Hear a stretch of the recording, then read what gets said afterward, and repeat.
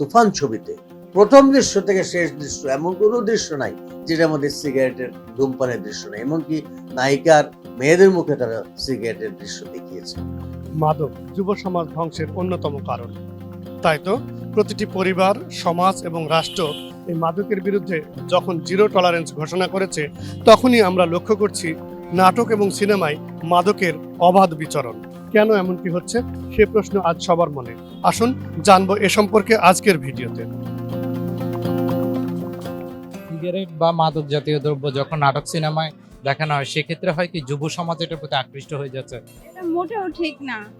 এটা সমাজের এবং দেশের সবারই ক্ষতি করছে। আর ছোট ছোট বাচ্চারা এগুলো দেখে শিখছে।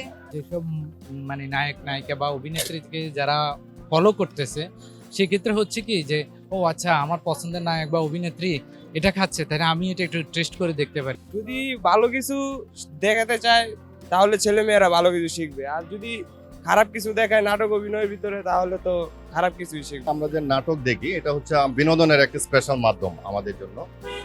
তো বর্তমান যুবক সমাজ মাদক সেবনের জন্য যে নাটক অথবা বিনোদনগুলো দেখে, এটা আসলে সমাজের জন্য একটা বিশাল প্রভাব বিস্তার করে। নাটক সিনেমায় যদি আমাদের এই মাদকের ব্যবহারটা খুব বেশি করে দেখায়, তাহলে হচ্ছে কি যে আমাদের যুব সমাজ, আমাদের সরকার মাদকের বিরুদ্ধে যে অ্যাকশনগুলো নেয় সেগুলো আসলে বাস্তবায়ন করা যায় না আর কি।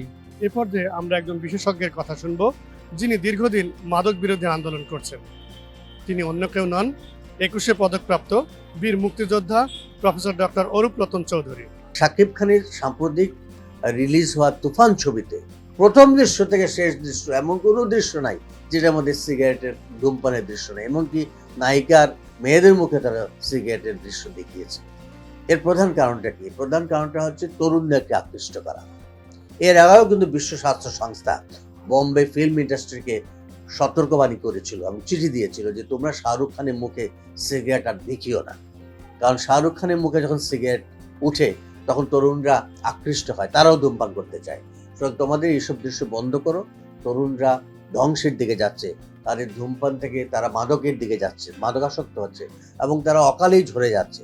কারণ ধূমপানের কারণে ফুসফুসে ক্যান্সার হয়, হৃদরোগ হয়, ব্রেন স্ট্রোক হয়, ক্যান্সার হয়। সুতরাং এইগুলো যদি তরুণরা এখনই গ্রহণ করে তাহলে তারা অকাল তাদের মৃত্যু হবে। একটা জাতির মেরুদণ্ড হচ্ছে তরুণ সমাজ, তাদেরকে আমরা নষ্ট করতে চাই না। আমরা দেখি যে যুব সমাজ এই যে চলচ্চিত্র, নাটক, সিনেমা দেখে, তারা ওটা ওখান থেকেই তো শিখে, যেমন দেখে যে তেমনই করতে চায়। ঠিক আছে, বাচ্চা ছেলেরা এই গেছে যেটা আপনার ভিডিওতে দেখবে বা এই গেছে এই যে টিভিতে দেখার পরে এই গেছে কয় আব্বু আমি ওইটা করবো, ওইভাবে করবো। আসলে মাদক জাতীয়টাই হচ্ছে ক্ষতিকারক জিনিসটা দিয়ে আপনি যতই আপনাকে এটাকে সিনেমায় যত বারবার দেখেন, মানুষ ওইটার প্রতি দেখবেন যে আকর্ষণ বেড়ে যায় আরো। এবারে আমরা জানবো এই মাদক থেকে আমরা বেঁচে থাকার জন্য কি কি পদক্ষেপ গ্রহণ করতে পারি। সবসময় দেখা যায় এই ধরনের কোনো কঠিন নিয়ম মানতে গেলে প্রশাসনের মধ্যে কিছু লোক থাকে যারা এগুলাতে ইন্ধন যোগায়, অর্থাৎ শস্য খেতে ভূত থাকে। আমরা যদি প্রশাসনের মধ্যে, যেমন মাদক ব্যবসাটা বাংলাদেশে কিভাবে হচ্ছে, এই মায়ানমার থেকে ইয়াবাটা কিভাবে ঢুকছে, মায়ানমার থেকে যারা ইয়াবা ব্যবসা করে তারা বাংলাদেশে কিছু অসাধু ব্যবসায়ীর সঙ্গে যুগসাজশে এই কাজটা করে থাকে। আমাদের দেশেও তামাক নিয়ন্ত্রণ আইন বাস্তবায়ন করতে দিচ্ছে না কারা? এই তামাক কোম্পানি আমাদের দেশের প্রশাসনের সঙ্গে তারা কিছু লোকের সঙ্গে যোগাযোগ করেছে এবং তাদের মাধ্যমে তারা কিন্তু এই ধরনের অপকর্মগুলো করে যাচ্ছে। সুতরাং প্রধানমন্ত্রী যদি মাদকের বিরুদ্ধে জিরো টলারেন্স হতে পারে, তাহলে আমাদের প্রশাসন, আমাদের আইন শৃঙ্খলা বাহিনী কেন জিরো টলারেন্স দেখাতে পারবে না? শুধু এখানে হচ্ছে যে আমরা যদি নিজেদেরকে আগে শুদ্ধ অভিযান নিজেদের মধ্যে না করি, তাহলে কিন্তু এই ধরনের অপরাধমূলক কাজ আরো বেড়ে যাবে। এই মাদক থেকে দূরে থাকতে আমাদের কি করা দরকার? মাদক মুক্ত দেশ করতে হবে।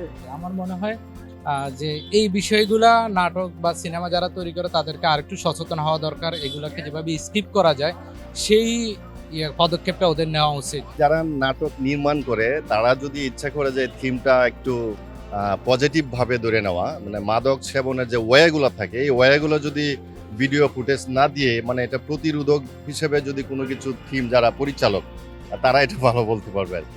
যদি আপনি এই জিনিসগুলো অ্যাভয়েড করে যদি একটা সামাজিক সিনেমা, সামাজিকভাবে নায়ক নায়িকারা বিভিন্ন সামাজিক জিনিসে রোমান্টিক থাকুক, সেই জিনিসগুলো যদি তার সেই রকম সিনেমা করে মা বাপ সন্তান মিলে দেখার মতন, তাহলে সেই ধরনের সিনেমা করাটাই বেটার।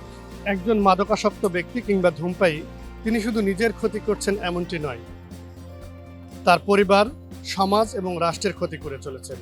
এটি অর্থনৈতিক ক্ষতি, স্বাস্থ্যগত ক্ষতি। সুতরাং আসুন আমরা ধূমপানকে না বলি আর ফুলের সুবাস গ্রহণ করি। দর্শক, সকলে সুস্থ থাকুন, নিরাপদে থাকুন, ভালো থাকুন, সেই প্রত্যাশায় ঢাকার শাহবাগ থেকে আব্দুল গনি বিদ্যান, ডক্টর টিভি।